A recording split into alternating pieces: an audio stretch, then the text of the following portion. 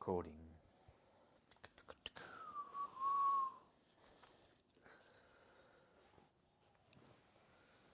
Okay, welcome to another episode of the Pro Mindset Academy podcast. This one we're going to talk about lack of belief. Yeah. It's a big one in the sense I feel like we could probably go down a few rabbit holes around just belief systems and the word lack in general and that kind of stuff. Yeah. But we'll try our best to narrow down on lack of belief. Yeah. Yeah? Okay. So how about we start with, let me just first say that everybody has beliefs, right? Everybody believes in something. You and I believe in the importance of looking after ourselves physically and eating good food so that we are healthy, right? Other people might believe that, drinking 6 beers a night is important to their health so that they manage their stress levels and get up and go to work the next morning. No right or wrong from that standpoint. Yeah. We have our own right or wrong. Yeah. And right or wrong comes from beliefs and belief systems and that kind of thing. But the point I'm trying to make is that everybody has beliefs. Yeah. Nobody doesn't have them. Whether you are aware of them or not is a completely different thing. Yeah. Nobody's aware of all their beliefs. Yeah. Right? However, I just want to start the conversation by saying that it is very important to try to become aware of them 100%. and recognize them. Yeah. Because they are one of, if not the most important factors of living a human experience. Yeah. It's a fact. Yeah. And they need to be challenged regularly because a lot of them are learned from a young age, an older age, from other people, from influence and all that kind of stuff. Yeah. So that's not to go off topic. That's just sort of my introduction as to sort of letting people know that you've all got them. Yeah. We've got them. Yeah. We're aware of them. We're not aware of all of them. So start there. Now, more specifically to the performance world, what does a lack of belief, what's the effect of a lack of belief? Yeah, good question. What's the effect of it? The lack of belief as an effect often manifests as a lack of effort. This is a common one that we see where parents will, spend a lot of time, money, effort taking their kids to training and the child will say, I want to be a professional athlete or I want to get this far. But their effort won't match it. Doing extra 1% or effort in the match, right? And it seems like this can be confusing to parents because it's like he or she says that they wanted this, but their effort isn't matching up. So do they really want it or not? And if they have a lack of belief in terms of, I actually don't believe I'm good enough. Even though I know I have the skills, there's a part of me that believes I'm not good enough. I'm not as good as other people, believes, I might not make it. And then every time I make a mistake, this mistake almost gives me negative feedback of like, see, I'm not good enough. Well, that's what happens. We spoke last conversation about resetting and making errors. If we have a lack of belief in ourselves, it manifests as, it causes this negative spiral because it's like, I made an error, see, I'm not good enough, or see, I am going to lose. And it's lack of belief in oneself or one's ability that they're going to win. So I think effort's a big one. Putting themselves out there, that would be effort as well. But like I had a client once who got upset about it to his mum because she signed him up to do this trial with an NPL1 club. And he didn't believe that he was good enough. So he actually got angry at his mum because like, why? I'm just going to look stupid because I'm going to go there. I'm going to look stupid compared to everyone else. We started to work together and he ended up making it in that team, which just proved that he couldn't do it, right? Yeah. But lack of belief manifests as frustration, disappointment in oneself. And it's almost like negative proof see, I did lose, I'm not good enough. Yeah. Or see, I didn't make the team, I'm not good enough. Or see, I did make a mistake, I'm not good enough. So a lack of belief in oneself shows up in really fully 100% applying yourself to your sport, because it's almost like, this is my big one. I would think if I fully try and I fail, then what does that mean about me? Maybe I am shit. Maybe I'm never going to make it. So I would not fully try so that I wouldn't get hurt if I failed. And then I'd be like, oh, I didn't even want it anyway. Yeah. So that's one of the reasons. Yeah. Yeah, because, it can be a lack of belief can look very different to different people, and also can be different, look different for different people at different phases of their life. You know what I mean? Like it can be as simple as kids just thinking that they're not good enough. They're thinking that they can't do the thing. They get those thoughts in their heads, and similar to past conversations, they can start to spiral, and then the issue then is that you start to believe that. Yeah. And if you start to believe, if you say one thought in your head, no, I can't do that because who gives a shit? If you believe that like this much, the next time you say it or think it, or you come up with a host of reasons why it's true, most of them fear-based and not true at all, just made up, literally made up, you start to believe it a little bit more. And then you start to believe it a little bit more and start to believe it a little bit more. That's why I notice in like performance and things like that, like high-level athletes, they might go on a good run and then all of a sudden they're starting to struggle for whatever reason. You hear people talk of X, Y, and Z, and there's all these other reasons. And there are certainly many external factors. But the fact of the matter is, how I see it anyway, is that they start to tell themselves these things, these stories, 100%. And they start to believe them. 100%. And that's a spiral of doom. Because when you're believing, you start to believe these things that almost always aren't true, and you don't know, like the example you gave, it becomes a bit of a spiral. 100%. The flip side of that is, you watch the sporting movies and things like that, or the underdog teams, and they haven't won a comp in 3 years and all that kind of stuff. And they're movies and that kind of stuff, but that kind of stuff does happen. Right? It's based on a true story. If it wasn't true, then us humans wouldn't relate to it. 100%. Okay, so, and that starts off, it's the flip side of what I said before, but that might start off with a small amount of belief, but the same thing applies at the other end of the scale. 100%. You do a little bit and you believe a little bit more, you do a little bit and you believe a little bit more, and all of a sudden your self-belief has risen. 100%. And then it is, in my opinion, in the sporting world or in life as well, it's infectious. It's infectious. 100%. It carries over onto other people, and people know. Yeah. You know, I know. Yeah. I think everybody knows when they're around someone that actually believes in themselves. Yeah. Because you can feel it. 100%. And even though it might be like, let's just say it might be more noticeable in a team sport, even in tennis, golf, whatever it is, in sports where it seems to be one person, those people at the higher levels, or in any level really, they have a team around them, whether it's mum, dad, coach, trainer, 100%, mentors, 100%. all that kind of stuff. There's people around them. So when people, all that being said, when people lack belief, what would be the first thing you would say to someone?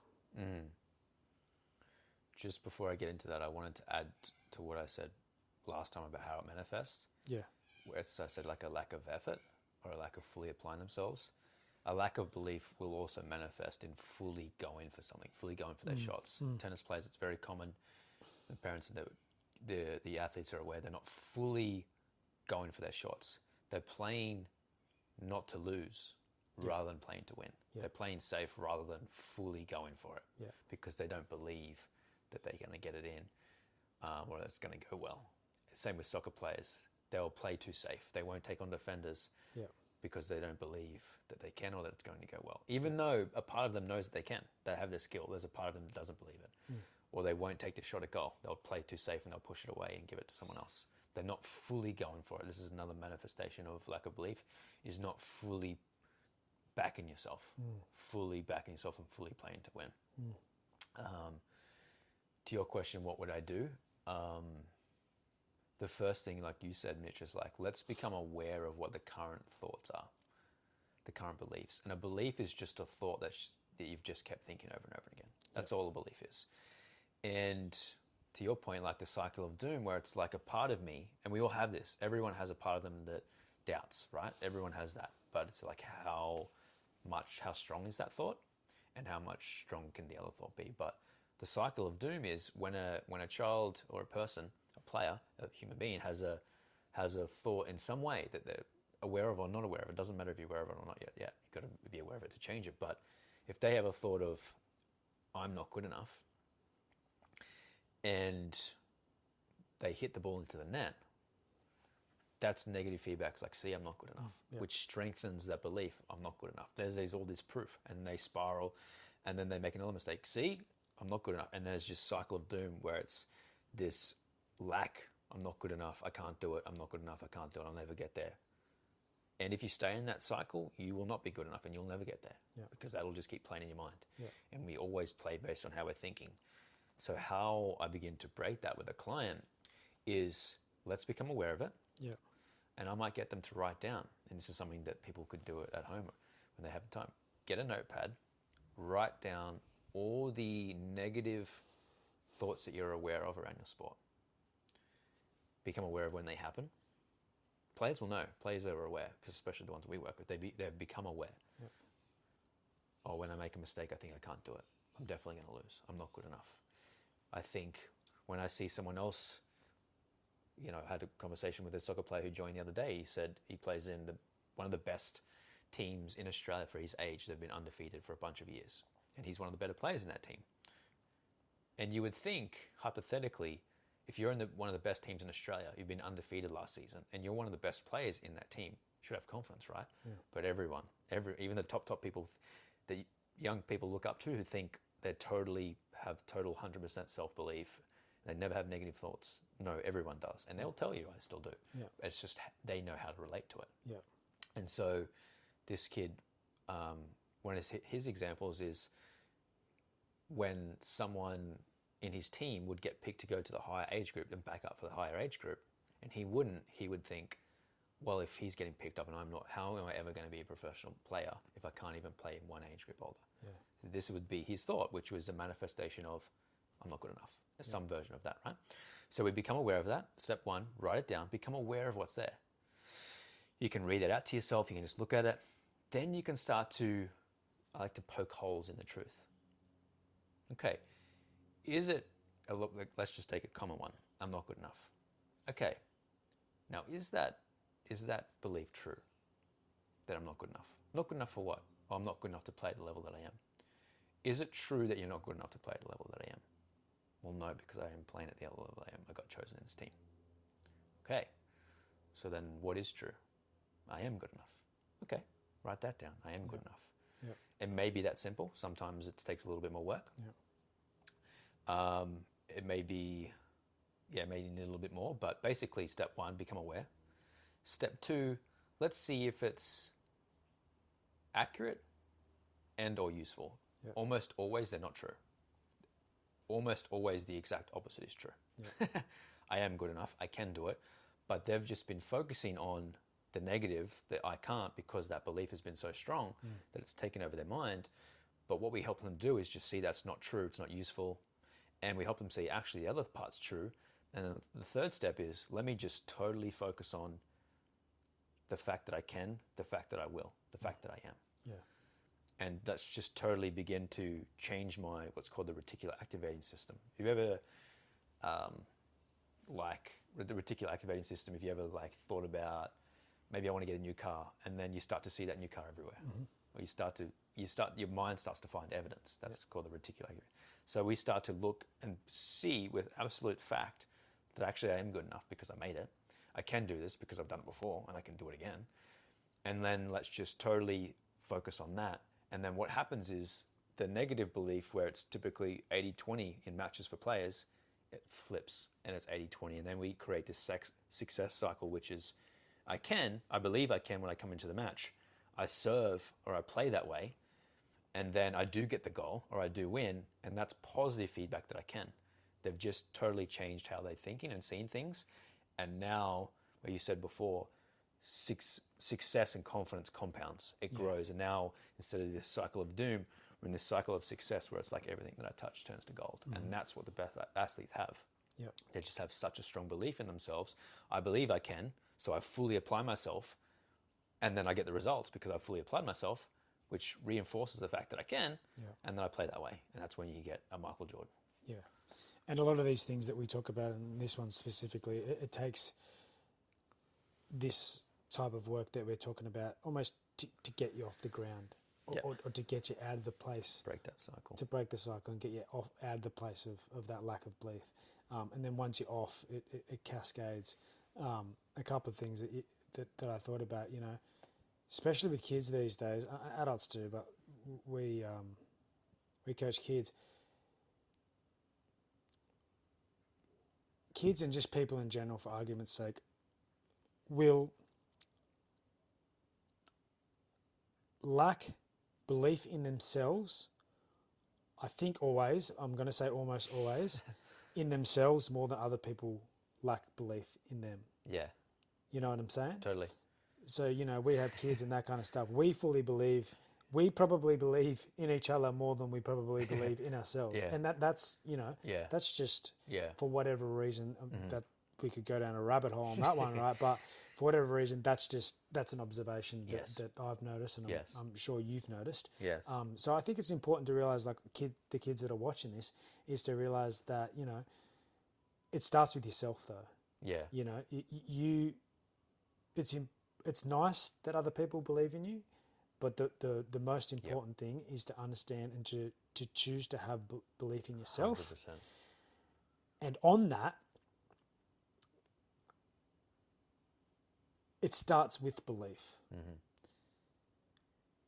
We spoke before about like why we have beliefs and thoughts, that repetitive thoughts and that kind of stuff, which is totally true. But you need to believe in yourself and in being able to do something before you can do it. Yeah. Right? I know you always use like the Conor McGregor and that kind of stuff. Like, they believed they were going to be world champion 100%. when he was training in his garage, and his now wife was supporting him, and he didn't have a job and all that kind of. There's thousands, millions of examples, right? Yeah. We're only aware of the ones that have been world champions, but there's lots of other people that have been successful in sport and in sports that we're not aware of, where they had this same belief, right? And again, similar to what the last episode we did on skills, some people are a little bit more naturally inclined to pick up on skills, certain skills easier than others, and some people just naturally have more belief in themselves at a baseline than others. However, what I'm trying to say is it's important to realize that you have to be the one. Yes. Okay? Yes. You have to be the one that believes in yourself to go out and do that. Yes. We can coach you, we can mentor you, we can say the things to you, but at the end of the day, unless you do it, unless you believe in yourself, it's not going to work. Yeah. So, you can get a bit esoterical there, but I don't see it any other way. No. One of the things that is typical for clients, when parents will reach out, and most parents are saying the right things to their kids. Hey, just go out there and have fun. We don't care if you win or lose. We just want you to do your best, right? You can do this. I believe in you. Or they'll have a terrible game. They'll have a game that they're not happy with or proud of, and the parent will say, "I thought you did really well," but the child won't listen to them. Now, there's some nuances why, but that's common. And oftentimes, it doesn't necessarily matter how much the parent tells them. There's certain ways to do it, but if it's not getting through, if a parent's saying this and it's not getting through, there just needs to be oftentimes a third party. Like we're so effective is because we can penetrate through to the child. And sometimes we hold the belief for them that they don't feel in themselves, and we hold that standard, and we say we believe so much in them that they start to believe in themselves, and that can activate things. But the better thing and the more sustainable thing is to cut the addiction of the negative loop, cut the addiction of that belief, is get rid of the belief. I used to be a gardener before this, and now I'm kind of like a mind gardener. And one of the things you want to do before you change a garden is pull out the weeds. Take out everything that's not useful that you don't want there. And one of these things is the negative beliefs. These I can'ts, I won't, I'll never. Take all that out. And then we can clear the soil and prepare it, and then we put the good stuff in. I can. And this is where it begins to manifest, and where we get these this really strong belief, where the belief was once, I can't do it, it's hard, and it manifests as not much effort, not backing yourself, not feeling confident, feeling anxious. All of these are manifestations of a lack of belief. Then they all go away, or they're much, much less. And we start to just walk on this field or court with a quiet confidence that the top people hold, because they know, they believe in themselves so much, and they know what they're capable of, and they know they will. Yeah, exactly. And like you said there before, it doesn't go away. They become less, and how you respond to the lack of belief becomes a lot different. 100%. But yeah, sometimes after I get towed up by someone at jiu-jitsu, the next, in my head, I'm thinking, do I really want to go back and get that guy to beat me up again? Or, am I really that good? I thought I was good. And then someone told me last week I was good, and then that just happened. I got tapped out by that guy, and you got to catch yourself, right? You got to recognize, you got to be like, and I would do. I'm like, what am I doing here again? Why am I saying these things to myself?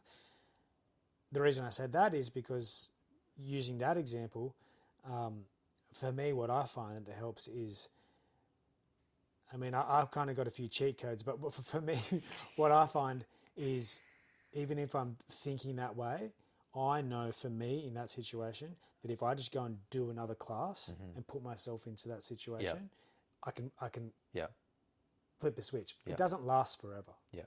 I'm sure even the best don't have, which is, you kind of said it before as well, I'm sure even the best don't have full 100% self-belief all day, every day, through every match, no matter what, right? I'm positive, right?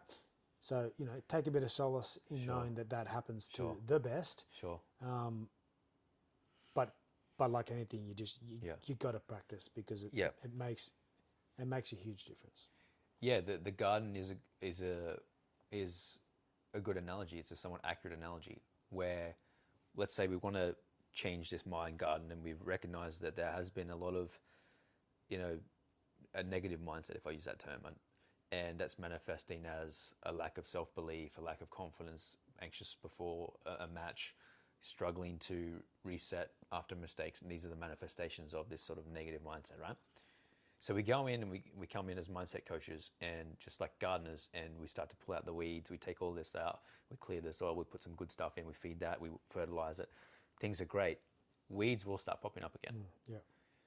And the healthier that your garden is, your mind garden is, the more that you've been feeding the good wolf, as we say, the more that you've been keeping it really positive and clear. And then you'll just notice this weed come up, and you go, I'll just get my gloves on and I'll pull it out.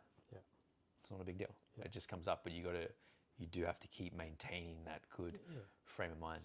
One more thing that I want to say, you said it before, and I actually said it to a client today, just a session before we jumped on here, is he started with a new futsal team. He was playing in this oceanic tournament, New Zealand, Australia, and these neighboring countries, right? And he was playing for a representative, and this was a new team for him. He hadn't played in this team before. So he came into the match, and he noticed that for a minute or two, he was hesitating to pass it to him, because he didn't know if they were good, if he wanted to pass them to, or if it was better for the team that he held himself, right? Eventually, after a couple of minutes, he realized, they're good players, right? And then obviously it makes sense, because they're in this high-level rep team. They have to be good players. But there was just that sort of hesitation or doubt in his mind. Now, I used to hear this quite a lot growing up, and it's this sort of a pessimistic way of thinking about it. Some people might call it realist, but the old saying is, I'll believe it when I see it. Prove to me. I'll believe when I see it. Show me and I'll believe it. I get that frame of mind, but another frame of mind is, you'll see it when you believe it. When you believe you're good enough and you apply yourself fully in the match, you'll see it. It'll come back to you. If you believe that I can make it this far and I fully apply myself, you'll start to see the results. But if you're waiting to see it, and you're not believing, it doesn't work. So as you said before, belief is a prerequisite, it's a foundation, it's a critical piece of success. Yeah, fully agree. The only other thing I'll say on top of that is the most common words I think I hear from people who lack self-belief is "I can't." And depending on who you speak to will depend on the question that you ask and how that conversation plays out. But almost always the first question is, why can't you? And depending on their level of maturity and all that kind of stuff, some people will be like, oh, hold on a second, I can. You know what I mean? They might put it together, and there's a series of questions after that. But I think it's important. The reason I brought that up, is because if people are saying, I can't, ask yourself and reflect why you can't. Why are you saying that? Do you know what I mean? Like, what makes you say that? Yeah. And then, there's reframing and all the techniques and stuff we use. But I just wanted to say that because I think it's important for people to realize that, because you hear it so much. You hear adults say, I can't do this, I can't do that, you know, and they're heavily, there's probably some heavily ingrained belief systems in there. Yeah. But it's, for me anyway, it's often a good trigger to inquire a little bit more as to why you think you can't. Yeah. Cool, man. Yeah, that's the first part of if someone wants to feel more belief in themselves, become aware of some of the things, become aware of your language, become aware of where you're doubting yourself, hesitating. It is, I'll be honest, it is hard to do this by yourself. Yeah, it is. Because this is why we are mindset coaches and we have coaches of our own. Is because you're often, these beliefs are often hidden in the shadows. Yes. They're what they call shadow work. It's hidden. You can't even see them yourself. They're blind spots in your own mind. Absolutely. That you're not even aware of. You might be aware that you don't feel confident. You might be aware that you're anxious. You might be aware that you're doubting and hesitating yourself, but you might not necessarily be aware of the thoughts that are creating that. It is thoughts that are creating that. 100% it is. And so you might not be able to see it because you're in your own blind spots. And this is where the mindset coaching is so useful. It's maybe the best thing you can possibly invest in is coaching, because it helps you become aware of these things and begin to change them. So journaling helps, as I said before, writing down your negative thoughts. But if you're not sure, but you just know that you're not feeling confident, you don't have full belief in yourself, reach out and this is what we can help you with. Yeah, love it. It's good. Just note, Mitch, another episode